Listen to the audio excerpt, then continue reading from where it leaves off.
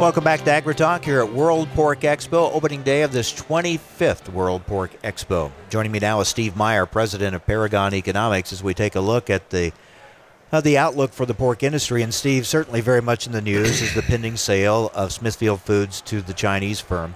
And I mentioned to you off air, I can see a lot of opportunities here for the pork industry. I have just somewhere in me a kind of an uneasy feeling about U.S. companies being bought by other countries. But as you've pointed out, we've been down this road before.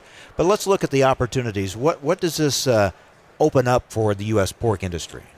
Well, I think first you have to look at what it opens up for Smithfield Foods. I mean, it gets them access to a processing and distribution company in China that solves a lot of the problems of shipping product there. I mean, the distribution issue in China is a pretty big deal.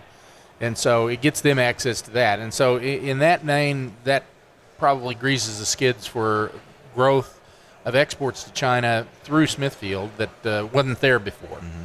So you always got to think about, well, what would have been there had they not done this? Now, with that said, I think we're going to increase exports to China regardless. I think this probably speeds that process up some and gives us an ally to some degree in the country, to solve some of these trade problems perhaps.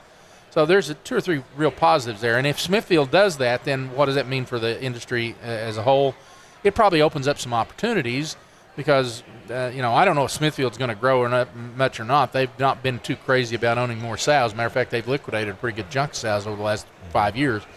So I don't know if they're going to grow a whole lot in that vein. And if they don't, then we're going to ship some product that's in the United States now that it's going to start going to China, and it's going to open up some opportunities to backfill that for other producers and other processors. So I think it's a generally good deal. I share some discomfort about the foreign ownership thing, but as you pointed out, in the 70s we thought the Arab countries were going to own everything, and in the 80s, my gosh, the Japanese bought Pebble Beach. What could be more sacrosanct than that? So a lot of people have raised concerns because of other product safety issues out of China. They've said they're concerned about food safety issues here if China owns Smithfield Foods.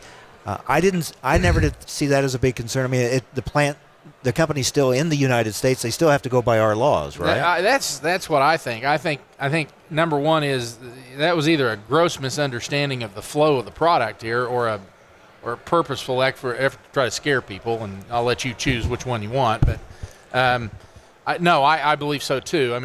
We have a competitive advantage in pork. We're not going to bring product from there. They have lots of disease problems, including classical swine fever and hoof and mouth disease, that we're not going to let product come in here unless it's cooked.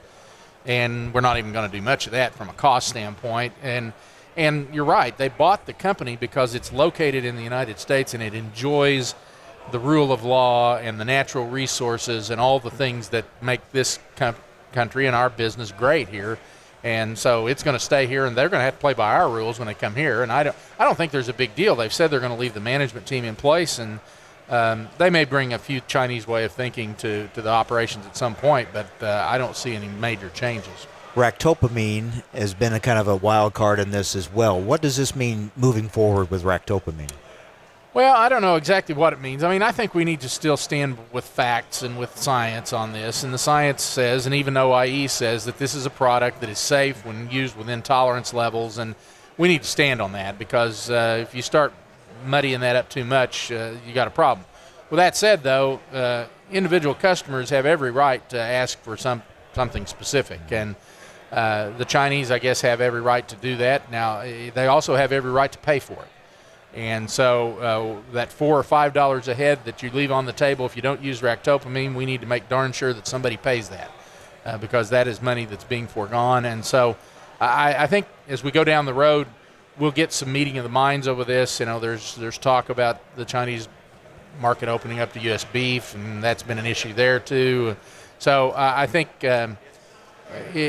anytime these kind of things happen, it tends to foster communication, and that's a positive.